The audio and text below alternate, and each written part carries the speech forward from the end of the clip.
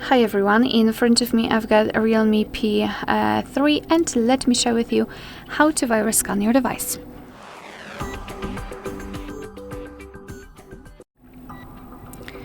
So let's begin with finding PhoneManager. So this option, this app is pre-installed on your device. It's provided by the developer, so for sure you've got one. Just find it and then tap on it. Now we have to tap on this option, Viruses and Risks, and then tap on Scan.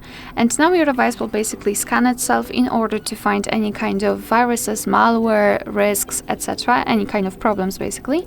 And after that, it will show you the information, whether everything is all right or whether it found something which is not necessary on your device.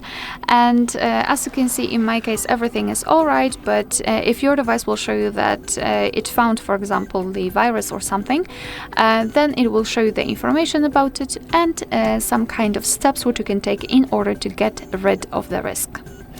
Alright, so that will be all. Thank you so much for watching. Please hit the subscribe button and leave the thumbs up.